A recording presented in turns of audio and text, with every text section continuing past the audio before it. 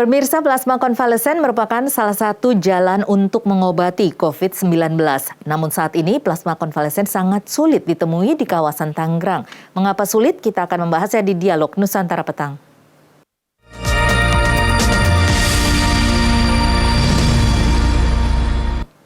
Saat ini saya sudah bersama dengan Kanit Donor Darah PMI Kota Tangerang Selatan, Dr. Suhara Manulang MKes. Selamat sore, Dr. Suhara.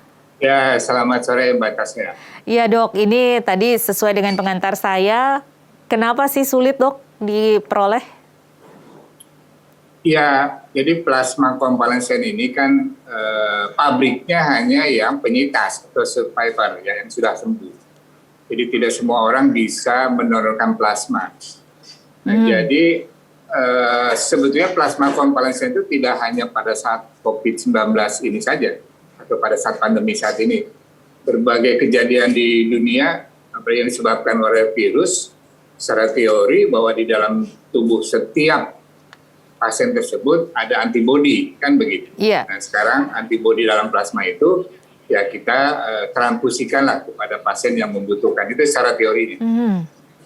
Iya, artinya untuk ini untuk plasma konvalesen untuk pengobatan COVID harusnya untuk pasien yang sudah sembuh COVID juga, begitu ya dok ya? Ya, jadi tetap juga kan ada screening ya.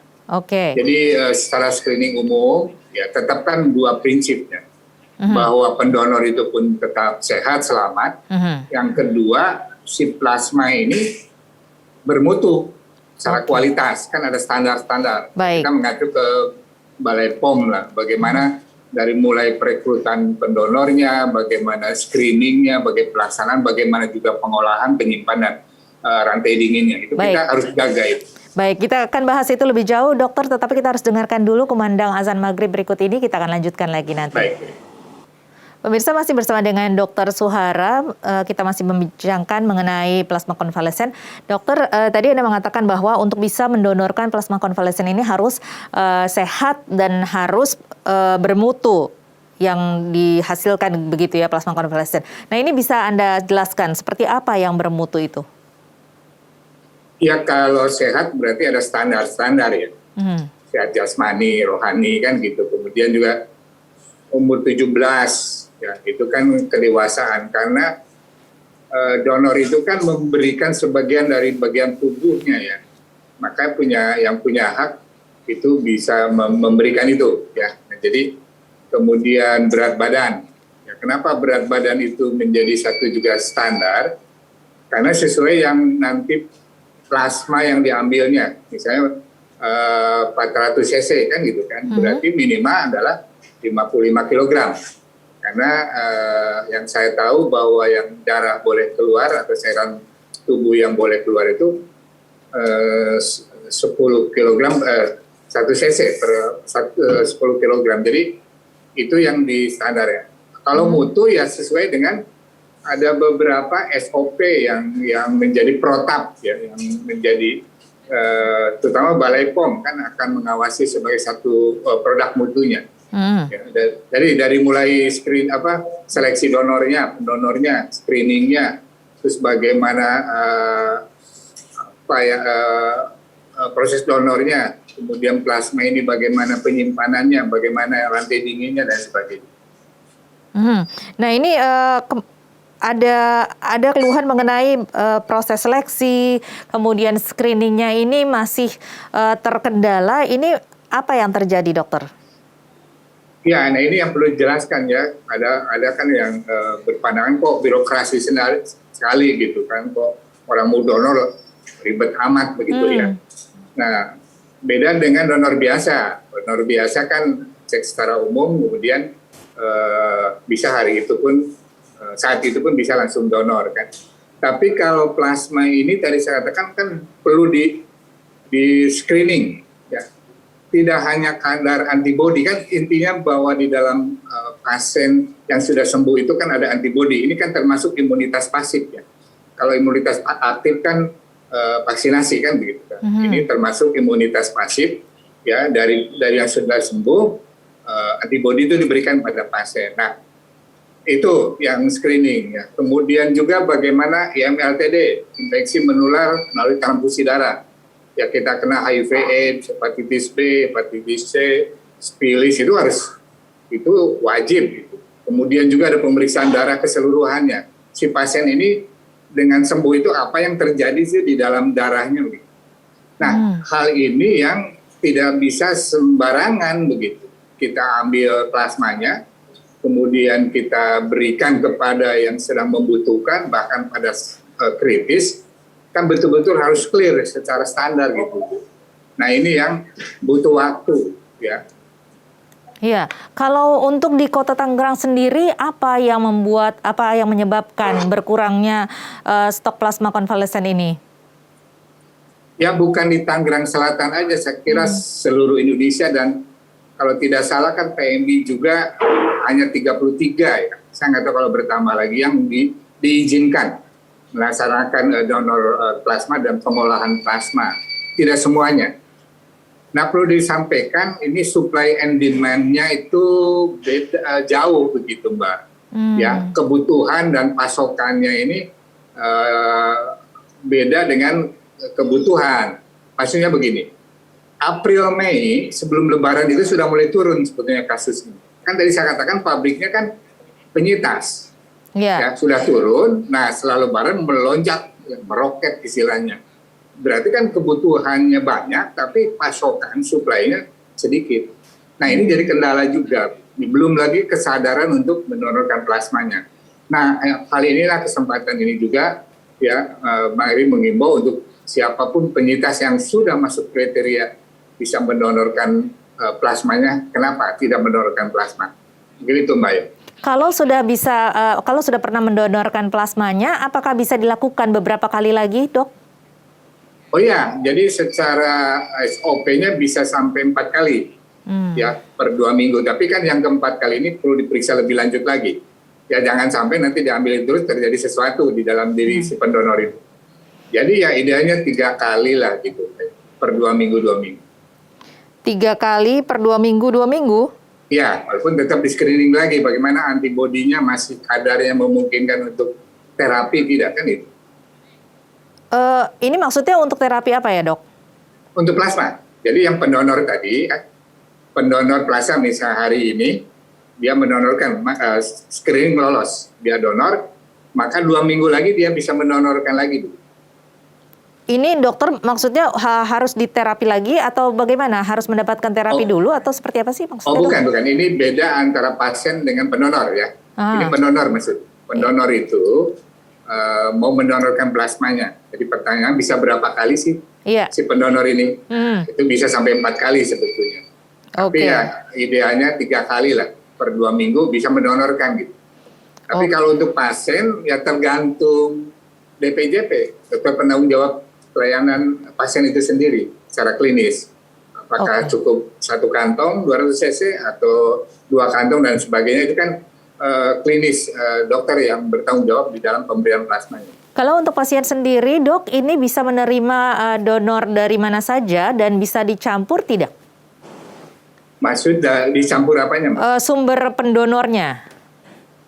Oh ya bisa, jadi memang paling bagus adalah 1 orang ya. 1 orang supaya memang kan kita bicara antibodinya tidak tambah yang lain lah, khusus kita tidak ada hal yang lain. Makanya kriteria salah satunya kan wanita belum hamil, belum pernah ditransfusi dan supaya memang clear bahwa kita ingin mendapatkan kualitas khususnya antibodi yang diharapkan oleh pasien dengan satu golongan yang sama kan gitu Pak ya. Tapi kalau beda orang kan bisa saja ada hal-hal yang kita tidak harapkan, tapi itu minimal sekali sih resikonya. Ya kalau bisa 1 orang dari 1 orang. Tapi kalau memang terbatas kan bisa juga plasma dari orang lain dengan golongan yang sama. Baik, yang penting pasien ini tercukupi kebutuhannya ya dok ya? Ya betul. Oke, nah ini kemudian bisa saja kemungkinan pendonor juga di tengah tingginya angka penularan positif COVID-19 ini juga takut begitu ya datang ke tempat donor plasma konvalesen ini. Seperti apa protokol kesehatan yang diterapkan di setiap tempat untuk donor plasma ini dok? Nah, jadi betul. Terima kasih pertanyaan ini mendasar sekali. Banyak orang kan, waduh, dulu zaman PSBB, sekarang PPKM darurat, waduh, tidak boleh mendonorkan, tidak. Ini termasuk esensial, ya. Itu diperbolehkan, tapi tetap dengan protokol kesehatan.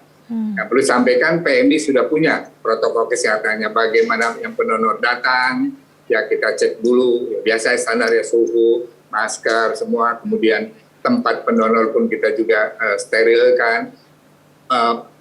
Petugas pun memakai APD, semua itu punya SOP-nya. Nah, jadi jangan takut untuk datang ke PMI untuk mendonorkan. Perlu juga sampaikan bahwa COVID-19 itu kan ditularkan tidak melalui darah, ya, melalui droplet. Jadi jangan khawatir. Beda tadi dengan IMLTD ya, hepatitis B, C, sifilis dan HIV/AIDS. Nah itu ditularkan melalui darah. Kalau ini kan tidak, hanya melalui droplet dengan protokol kesehatan yang kita jaga sama disiplin, saya kira akan meminimalisir ya penularan. Baik, jadi para pendonor yang ingin mendonorkan plasma konvalesen ini jangan takut karena saat ini sudah benar-benar diterapkan protokol kesehatan yang ketat di setiap tempat-tempat donornya tersebut ya dok ya. Kita akan lanjutkan lagi dok perbincangan ini di segmen berikutnya, tetapi kita harus jeda dulu. Pemirsa tetaplah bersama kami, Dialog Nusantara Petang akan kembali sesaat lagi.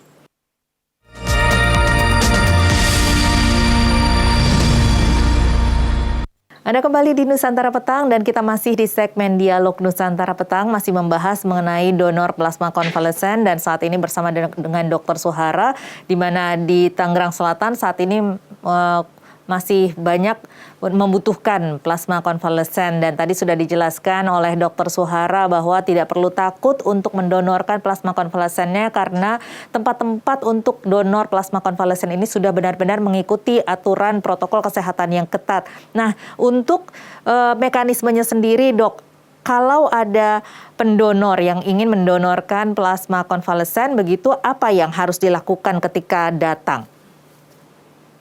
Ya, saya kira tiap PMI punya sistemnya, tapi oleh Tangerang Selatan ya kita membentuk tim khusus ya di PMI itu untuk namanya PIC plasma konvalesen. Karena berbagai permintaan ya dengan segala kepanikannya kan gitu. Kita tawarkan dua hal, apakah ada donor pengganti ya, atau mau booking istilahnya waiting list. Nah itu nanti PIC yang mengakomodasi. Nah setelah memang ada yang mau donor, maka ada yang khusus menangani bagaimana penjadwalan screening, kemudian nanti juga ada tim yang menginformasikan hasil screening lolos dan tidak, kemudian masuklah ke tim di dalam pelaksanaan donornya. Ya, jadi kita ada player, nanti ada beberapa informasi-informasi dan persyaratan yang bisa dihubungi. Oh, jadi ketika seorang pendonor datang ini tidak langsung mendonorkan seperti donor darah seperti itu ya dok ya? Ada beberapa langkah-langkah dulu bahkan belum tentu bisa pada saat itu atau seperti apa dok? Ya betul, jadi kan tadi melalui screening dulu ya. Screening, ya baik screening darah lengkap, kemudian tadi juga antibody dan semua, maka itu biasanya seharian lah ya Mbak ya untuk screening itu. Nah tadi yang dianggap terlalu birokrasi lah, mempersulit, itu yang mungkin ditangkap oleh masyarakat kesulitan dalam mendonor. Tapi kan tadi menjaga tetap secara kualitas. Nah jadi satu hari kita screening, saat nanti sore atau malam mendapat informasi lolos tidaknya, baru kita umumkan yang kebersangkutan. Nah, baru kita penjadwalan donornya. Oke, jadi harus screening dulu, kemudian menunggu jadwal untuk mendonorkannya, baru kemudian kita bisa mendonorkan. Oke, kalau sudah lolos screening dok, kemudian sudah mendapatkan jadwal donor, kapan kita bisa donornya, kemudian kita langsung datang, lalu apa yang akan dilakukan? Ya kalau ya datang biasa kan kita udah punya datanya, nah kita kan jadwal ya. Ya kalau memang di Tangsel ini baru punya satu alat aperesis namanya.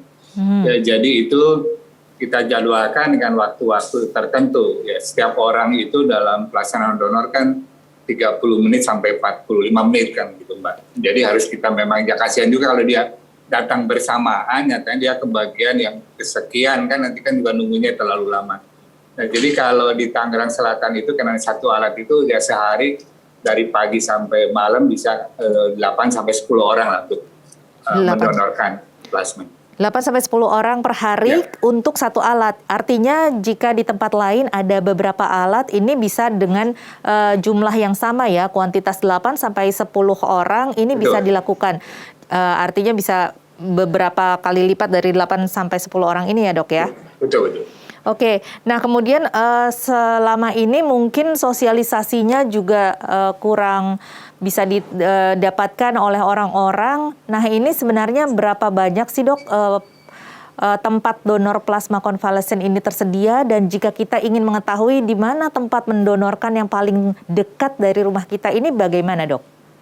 Dari sebenarnya mana? sekarang di broadcast itu sudah viral ya, tentang 33 PMI yang bisa mendonorkan orang mendonorkan plasma itu. Ya inilah yang akhirnya juga ya nomor telepon saya pun bisa beredar se-Indonesia juga begitu. Itu memang nggak apa-apa. Jadi kita layani sehingga ya namanya di satu tempat tersebut mungkin kosong juga ya silakan ke PMI yang lain, Mbak. Oke. Ya, dan kita udah ada kerjasama dengan BNPB, bagaimana pengiriman secara kargonya, bagaimana packingnya, bagaimana rantai dinginnya, nanti apakah darah yang dari Tangsel ini di dropping ke PMI atau langsung ke rumah sakit, itu teknis yang memang sudah menjadi SOP kami. Ya, seluruh Indonesia bisa. Ya, tinggal bagaimana pengantaran dan semuanya. Oke, jadi kalau ada orang yang ingin mendonorkan plasma konvalesennya itu, sebenarnya kalau niat bisa saja mendapatkan informasi ini dari mana saja, sudah tersedia ya dok ya? Sudah, saya kira tinggal browsing, saya kira akan dapat informasi. Oke. Dan terutama tempat yang mana tadi itu, ya saya kira udah ada di broadcast tentang masalah tempat-tempat yang bisa mendonorkan plasma. Oke, setelah diambil plasma konvalesennya, ini seperti apa sih dok prosesnya? Mungkin masyarakat ingin mengetahui bagaimana dengan nasib dari plasma konvalesen yang mereka donorkan. Ya, jadi kalau udah donor, artinya si plasma ini belum selesai di situ, ya. Nanti di cross check nama ya, diaduin lah gitu ya. Misalnya A dengan A, ini belum tentu cocok juga, karena pasti ada juga golongan-golongan minornya lah, ya, golongan darah itu. Nah, kalau udah nama incompatible, kalau incompatible berarti ada sesuatu yang harus dicek ulang. Ini ada antibodi apa gitu. Tapi kalau udah clear, ya dengan pemeriksaan tadi crossmatch itu tidak, maka itu bisa didonor, ditransfusikan maksudnya. Apa yang membuat ini bisa incompatible? Ya itulah uniknya manusia ya Mbak. Ya, jadi golongan darah itu tidak hanya AB0 atau ABO, ada resu, ada ratusan yang minor juga ya. Ya jadi A dengan A belum tentu cocok gitu, karena ada faktor minornya yang juga harus kita periksa. Nah itu yang incompatible ini. Nah tapi kalau nanti kita bisa ketemu, oh ini faktor yang ada tidak cocoknya gitu. Nah kita carikan yang benar-benar cocok gitu. Nah disitulah yang perlu sampaikan, maka muncullah BPPD. Jadi kembali lagi PMI tidak memperjualbelikan plasma, tapi di dalamnya ada biaya pengolahan itu. Ya, nah ini yang perlu disampaikan juga, Mbak. Berapa itu, dok, biaya pengolahan? Ya kalau tarik secara dari PMI pusat kan 2.200.000 ya per satu kantong 200 cc. Ini artinya yang membayar adalah? Nah, tinggal sekarang model pembayarannya. Apakah yang bersangkutan itu, ya kembali lagi kalau ini COVID, apakah rumah sakitnya punya SK Menteri Kesehatan kan itu. Nanti ditanggung oleh Menteri Kesehatan, Kementerian Kesehatan kan itu. Atau yang sifatnya punya asuransi. Atau kalau tidak punya itu ya mungkin harus bayar sendiri gitu, Mbak. Ya. Oke, nah kemudian artinya jika ada pasien yang ingin menggunakan plasma konvalesen ini harus memastikan dulu ya dok ya, apakah ini dia harus membayar sendiri ataukah bisa menggunakan asuransi atau tadi itu dengan SK Menkes ini dok. Rumah sakit mana saja yang mendapatkan SK Menkes ini bisa dicek di mana dok? Ya biasanya itu dari informasi Dinas Kesehatan itu sudah ada. Ya. Bahkan di Kementerian Kesehatan saya kira ada. itu pasti akan tahu dibuka itu pasti ada rumah sakit yang memang sudah mendapat SK Menteri Kesehatan. Ini kalau saya tadi tidak salah berarti satu orang ini membutuhkan bisa 4 kantong ya dok ya? Ya tadi tergantung klinis dokter ya. Ada yang 1 kantong juga ada, ya bisa ada perbaikan kan. Jadi ya maaf juga, ada juga memang tidak tertolong ada juga ya. Rata-rata kan satu orang butuh berapa kantong dok? Kenapa? Rata-rata satu orang butuh berapa kantong ini? Ya kalau saya lihat ini ya 2-3 ya itu banyak udah yang bisa. Jadi ya kalau saya masuk ke klinis kan ini sesuatu yang perlu juga memang ahlinya yang bicara. Tapi kalau dilihat informasi itu kan yang tepat itu adalah yang gejala sedang ke berat sebetulnya. Itu yang lebih tepat ya pemberian plasma ini. Tapi kalau sudah ke berat ya rada sulit juga yang bisa. Karena ini kan hanya terapi tambahan gitu Pak. Ya, untuk terapi tambahan ini dengan biaya misalnya membayar sendiri untuk 2-3 kantong orang rata-ratanya membutuhkan 4,4 juta sampai 6,6 juta ini cukup tinggi dok. Nah ini sebenarnya seberapa efektif sih plasma konvalesen ini bisa mendukung pengobatan COVID-19 sendiri? Ya sebetulnya kalau dibanding ini masih jauh dibanding dengan obat-obat antivirus atau antibodi yang via injeksi ya. Saya kira itu ada yang 1 suntikan aja udah ada 3 juta, 6 juta Pak. Ya jadi saya tidak mau membandingkan itu. Jadi saya kira ini sesuatu yang lebih ya bukan murah ya. Ya secara penelitian ya efek sampingnya minim dan ada beberapa yang memang bisa dibantu. Dan saya kira kalau udah bicara masalah menolong nyawa itu mungkin jadi murah gitu Mbak ya.